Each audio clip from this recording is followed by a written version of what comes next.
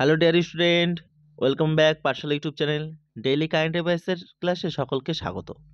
বিগত দুটো দিন ধরে কারেন্ট অ্যাফেয়ার্স প্রোভাইড করা হয়নি একটু অসুবিধার জন্য, তাই আমরা আজকের ক্লাসে দেখে নেব বিগত দুদিন এবং আজকের কারেন্ট অ্যাফেয়ার্স, অর্থাৎ 29 নভেম্বর, 30 নভেম্বর এবং 1 ডিসেম্বর 2024 ঘটে যাওয়া গুরুত্বপূর্ণ কারেন্ট অ্যাফেয়ার্স নিয়ে আমরা আলোচনা করব। এই ক্লাসটি প্রতিদিন সকাল 6টার সময় প্রোভাইড করা হয়ে থাকে, যেই ক্লাসে গুরুত্বপূর্ণ কারেন্ট অ্যাফেয়ার্সের সাথে সাথে স্ট্যাটিক জিকেগুলি কভার করা হয়। আগত পরীক্ষাগুলিতে যদি কারেন্ট অ্যাফেয়ার্স নিয়ে ভয় থেকে থাকে তাহলে অবশ্যই আমাদের এই ক্লাসটি ফলো করো। আমাদের এই ক্লাস থেকে তোমরা আগত পরীক্ষায় কারেন্ট অ্যাফেয়ার্স কমন পাবেই। আজকে রয়েছে কতগুলি গুরুত্বপূর্ণ কারেন্ট অ্যাফেয়ার্স। আশা করি আজকের ক্লাসটি ভালো লাগবে। আজকের ক্লাসটি একটু বড় হতে চলেছে, কারণ আমরা গত 3 দিনে কারেন্ট অ্যাফেয়ার্স নিয়ে আলোচনা করব।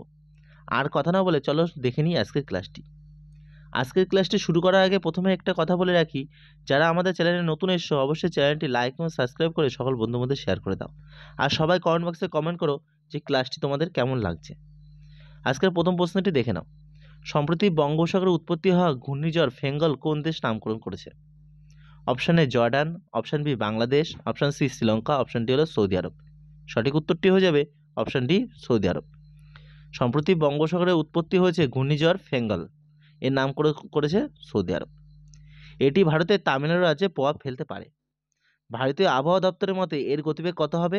75 থেকে 80 কিমি পার ঘন্টা হবে এই ফেঙ্গলের গতিবেগ।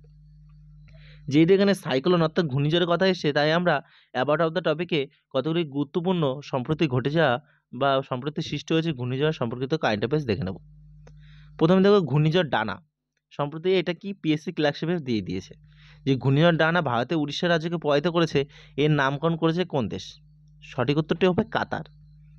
এই বছর হ্যারিকেন হেলেন এবং হ্যারিকেন মিল্টন আমেরিকার ফ্লোরিডা রাজ্যকে প্রভাবিত করছে। সম্প্রতি জাপানের টাইফুন সানশান এবং অ্যাম্পিল হ্যারিকেন আঘাত করেছে। টাইফুন গেমেই চীনকে প্রভাবিত করেছে। আচ্ছা, আমরা এখানে দেখতে পাচ্ছি যে ভারতের ক্ষেত্রে ঘূর্ণিঝড় বলছি অর্থাৎ সাইক্লোন বলছি, এবং আমেরিকার ক্ষেত্রে হ্যারিকেন বলছি, অর্থাৎ এগুলি এক একটা জায়গা বিশেষে ঘূর্ণিঝড়ের নাম এক এক রকম। ভারতে যে ঘূর্ণিঝড় তৈরি হয় অর্থাৎ বঙ্গোপসাগর ও আরব সাগরে যে ঘূর্ণিঝড় তৈরি হয় তার নাম বলা হয় সাইক্লোন। আমেরিকা যুক্তরাষ্ট্রের যে ঘূর্ণিঝড় তৈরি হয় তার নাম হচ্ছে হ্যারিকেন। একইভাবে চীন এবং জাপানের যে ঘূর্ণিঝড় তৈরি হয় তার নাম বলা হয় টাইফুন। ঠিক আছে, জায়গা বিশেষে ঘূর্ণিঝড়ের নাম এক এক রকম। এবার আমরা দেখে নেব 2 নম্বর প্রশ্নটি। কোন দেশ সফরের সময় প্রতিরক্ষামন্ত্রী রাজনাথ সিং ভারতীয় নৌবাহিনী আইএনএস তুশিলকে অন্তর্ভুক্ত করবেন? Option A Germany, option B France, option C Russia, option D হলো আমেরিকা। সঠিক উত্তরটি হলো অপশন সি রাশিয়া। রাশিয়ার সফরের সময় প্রতিরক্ষামন্ত্রী রাজনাথ সিং ভারতীয় নৌবাহিনীর আইএনএস তুশিলকে অন্তর্ভুক্ত করবেন। প্রতিরক্ষামন্ত্রী রাজনাথ সিং 8 থেকে 10 ডিসেম্বর রাশিয়া সফর করবেন। মস্কো এবং কালিনিনগ্রাদ পরিদর্শন করার সময় 9 ডিসেম্বর ভারতীয় নৌবাহিনীতে গাইডেড মিসাইল ফ্রিগেট আইএনএস তুশিলকে কমিশন করবে প্রতিরক্ষামন্ত্রী রাজনাথ সিং। ভারত 2016 সালে রাশিয়ার সাথে 4টি গাইডেড মিসাইল ফ্রিগেটের জন্য একটি চুক্তি স্বাক্ষর করেছিল। রাশিয়া 2টি ফ্রিগেট আইএনএস তুশিল এবং আইএনএস তামালা সরবরাহ করবে। তাহলে যদি পরীক্ষা আসে যে আইএনএস তুশিল কোন দেশ ভারতকে প্রোভাইড করেছে অর্থাৎ কোন দেশ থেকে ভারত কিনেছে, তাহলে উত্তরটি হয়ে যাবে সেই ক্ষেত্রে রাশিয়া। এবার অ্যাবাউট অফ দ্য টপিকে দেখে নাও কিছু গুরুত্বপূর্ণ কারেন্ট অ্যাফেয়ার্স। ভারত সম্প্রতি প্রথম মহাকাশ প্রতিরক্ষা অনুশীলন অর্থাৎ স্পেস এক্সারসাইজ 2024 পরিচালনা করেছে। যেহেতু এটা প্রথম, তার জন্য এটি গুরুত্বপূর্ণ একটি কারেন্ট অ্যাফেয়ার্স। ভারত অস্ট্রেলিয়া যৌথ সামরিক মহড়া অস্টাহিন মহারাষ্ট্রে পুনেতে অনুষ্ঠিত হয়েছে। ভারত লাদাখে ইস্টার্ন প্রহর ত্রিসেবা মহড়া অর্থাৎ সামরিক যুদ্ধাভ্যাস করেছে। ভারতীয় নৌবাহিনী সম্প্রতি ডিরেক্টর সমীক্ষা জাহাজটি কমিশন করেছে। তাহলে আমরা কিছু গুরুত্বপূর্ণ কারেন্ট অ্যাফেয়ার্স দেখে নিলাম। এবার দেখে নাও 3 নম্বর প্রশ্ন। আন্তর্জাতিক পর্যটন মাঠ অর্থাৎ ইন্টারন্যাশনাল ট্যুরিজম মাঠ কোন জাতীয় উদ্যানে আয়োজিত হয়েছে? অপশন এ সঞ্জয় জাতীয় উদ্যান, অপশন বি জিম করবেট জাতীয় উদ্যান, অপশন সি কাজিরাঙ্গা জাতীয় উদ্যান, অপশন ডি হলো নামদাফা জাতীয় উদ্যান। সঠিক উত্তরটি হয়ে যাবে অপশন সি কাজিরাঙ্গা জাতীয় উদ্যান। কাজিরাঙ্গা জাতীয় উদ্যানে ইন্টারন্যাশনাল ট্যুরিজম মাঠ আয়োজিত হয়েছে। অ্যাডিশনাল ইনফরমেশন এই সম্পর্কিত কিছু তথ্য দেখে নাও। 26 থেকে 29 নভেম্বর আসামের কাজিরাঙ্গায় ইন্টারন্যাশনাল ট্যুরিজম মাঠের 12তম সংস্করণ অনুষ্ঠিত হয়েছে। তাহলে এখান থেকে আমরা একটা জিকে প্রশ্ন জেনলাম কি, যে কাজিরাঙ্গা ন্যাশনাল পার্কটি কোথায় রয়েছে, অর্থাৎ কোন রাজ্যে রয়েছে? আসাম রাজ্যে রয়েছে। ইন্টারন্যাশনাল ট্যুরিজম মার্ট হলো ভারত সরকারের পর্যটন মন্ত্রকের দ্বারা আয়োজিত একটি বার্ষিক অনুষ্ঠান। এই ইভেন্টে আন্তর্জাতিক এবং অভ্যন্তরীণ ট্যুর অপারেটর, হোটেল মালিক এবং হোমস্টের মালিক, পর্যটন পরিষেবা প্রদানকারী, ভারত সরকার এবং রাজ্য সরকারের ঊর্ধ্বতন কর্মকর্তারা উপস্থিত থাকবেন হলো এই আন্তর্জাতিক পর্যটন মাঠে। এবার যেহেতু কাজিরাঙ্গা ন্যাশনাল পার্কের কথা এসছে, তাই আমরা অ্যাবাউট অফ দ্য টপিকে কাজিরাঙ্গা জাতীয় উদ্যান সম্পর্কিত কিছু তথ্য দেখে নেব, অর্থাৎ কিছু জিকে দেখে নিই। আসাম রাজ্যের গোলাঘাট ও নগাঁও জেলা জুড়ে অবস্থিত এই কাজিরাঙ্গা ন্যাশনাল পার্কটি। এটি 1985 সালে ইউনেস্কো ওয়ার্ল্ড হেরিটেজ সাইটের ঘোষণা করা হয়েছে।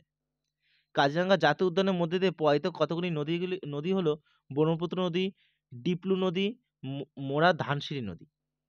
ভারতীয় একশৃঙ্গ গন্ডারের জন্য এই জাতীয় উদ্যানটি বিখ্যাত। এবার আমরা চলে নেব আজকে 4 নম্বর প্রশ্ন, অর্থাৎ 4 নম্বর প্রশ্নটি হলো ভারত কোন চুক্তিতে চূড়ান্ত স্বাক্ষর করেছে?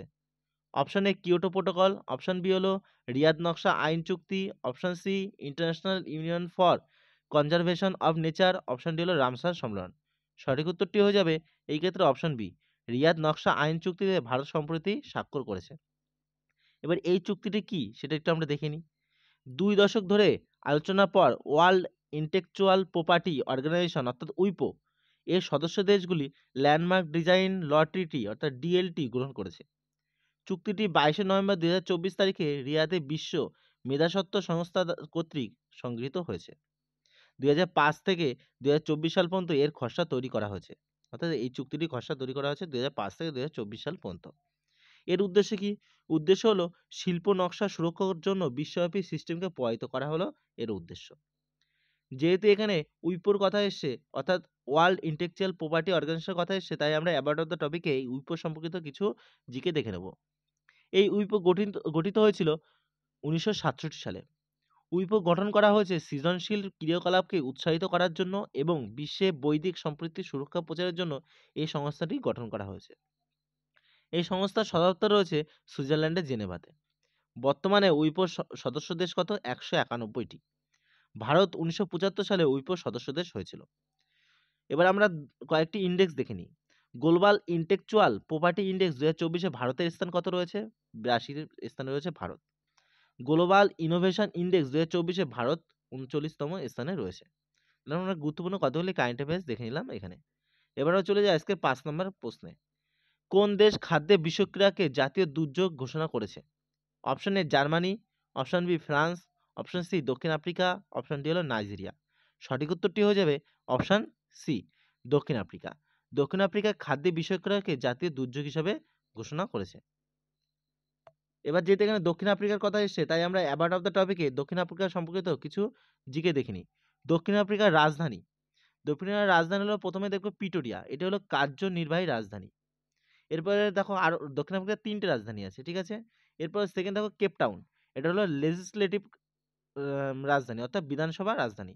এবার তৃতীয় দেখো ব্লুমফেন্টন, এটা হলো বিচার বিভাগীয় রাজধানী হলো ব্লুমফেন্টন। তাহলে রাজধানীগুলি দেখে নিলাম। বর্তমানে দক্ষিণ আফ্রিকার প্রেসিডেন্ট কে রয়েছে? সিরিল রামাফোসা রয়েছে বর্তমান প্রেসিডেন্ট। এবং দক্ষিণ আফ্রিকার মুদ্রা কি? দক্ষিণ আফ্রিকান র্যান্ড, র্যান্ড হলো দক্ষিণ আফ্রিকার মুদ্রা। এবার দেখে নাও আজকে 6 নম্বর প্রশ্ন। ভারত সরকার অটল ইনোভেশন মিশন এর মেয়াদ কতদিন বাড়িয়েছে?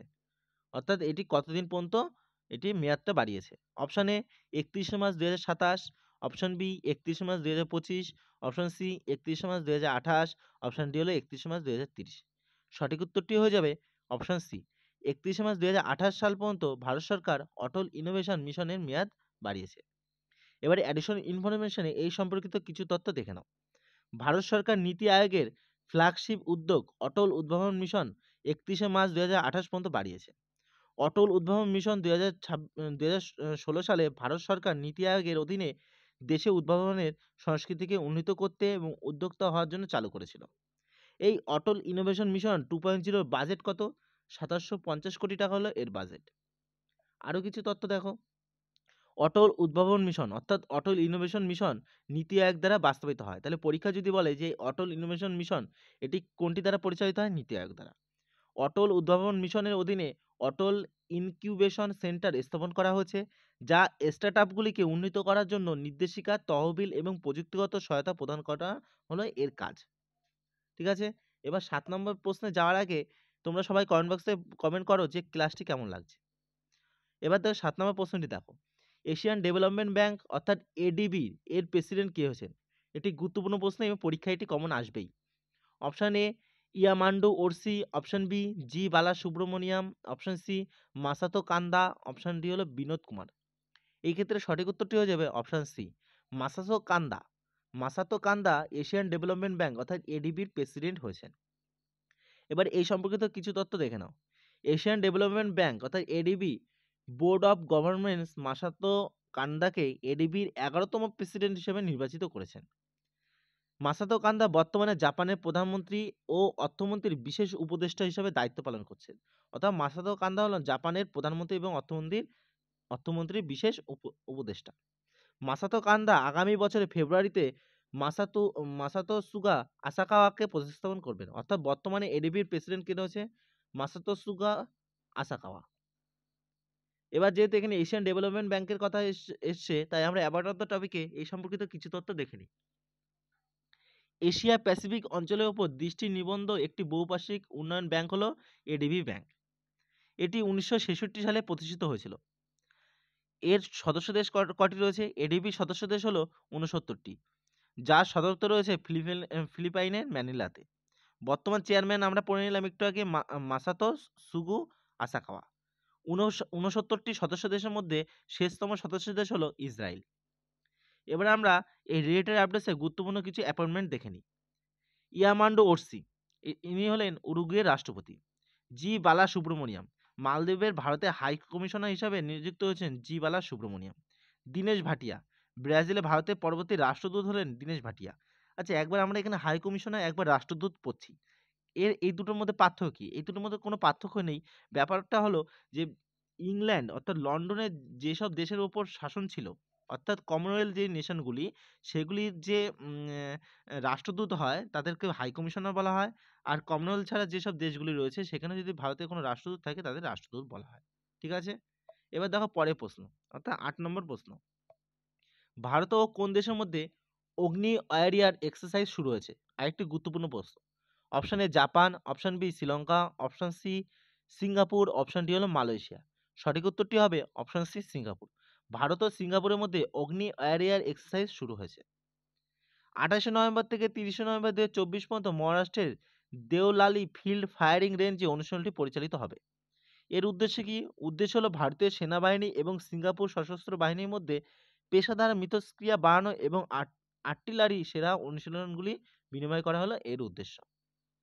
যেহেতু এখানে সিঙ্গাপুরের কথা এসেছে, তাই আমরা অ্যাবাউট অফ দ্য টপিকে সিঙ্গাপুর সম্পর্কিত কিছু জিকে দেখে নিই। সিঙ্গাপুরের রাজধানী কি? সিঙ্গাপুরের রাজধানী হলো সিঙ্গাপুর। প্রধানমন্ত্রী কে রয়েছেন সিঙ্গাপুরের? লরেন্স ওং। প্রেসিডেন্ট রয়েছেন থানমান শানমুগারত্নম। সিঙ্গাপুরের মুদ্রা কি? Singapore dollar. এবার আমরা রিলেটেড আপডেটসে ভারত ও সিঙ্গাপুরের অন্যান্য কিছু সামরিক মহড়া অর্থাৎ অনুশীলন দেখে নেব। বোল্ড কুরুক্ষেত্র এটি ভারত এবং সিঙ্গাপুরের আর্মি মধ্যে হয়ে থাকে। জয়েন্ট মিলিটারি ট্রেনিং এটিও ভারত ও সিঙ্গাপুরের এয়ারফোর্সের মধ্যে হয়ে থাকে। ত্রিপক্ষীয় সামুদ্রিক মহড়া অর্থাৎ সিমটেক্স এটি ভারত, সিঙ্গাপুর এবং থাইল্যান্ডের সাথে হয়ে থাকে। এই ত্রিপক্ষীয় সামুদ্রিক মহড়া সিমটেক্সটি। দ্বিপাক্ষীয় সামুদ্রিক অনুশীলন সিমবেক্স এটি ভারত ও সিঙ্গাপুরের মধ্যে হয়ে থাকে। তাই আমরা গুরুত্বপূর্ণ কিছু অনুশীলন দেখে নিলাম। এবার দেখে নেব আজকে 9 নম্বর প্রশ্নটি। নেটওয়ার্ক রেডিনেস ইন্ডেক্স 2024-এ ভারতের স্থান কত? Option A 41, option B 42, option C 43, option D হলো 49। সঠিক উত্তরটি হবে option D 49। Network readiness index 2024-এ ভারতের স্থান হলো 49। পোর্টল্যান্ডস ইনস্টিটিউট এবং সের বিজনেস স্কুল অক্সফোর্ড বিশ্ববিদ্যালয় দ্বারা প্রকাশিত নেটওয়ার্ক রেডিনেস ইন্ডেক্স 2024-এ ভারত 49তম স্থানে রয়েছে। গত বছর ভারত 60তম স্থানে ছিল, অর্থাৎ এই বছর ভারত 11তম স্থান উন্নতি করেছে। 133টি দেশে এই সূচক অন্তর্ভুক্ত ছিল, অর্থাৎ এই নেটওয়ার্ক রেডিনেস ইন্ডেক্স 2024টি 133টি দেশ নিয়ে কি এই সূচকটি বের করা হয়, জারি করা হয়।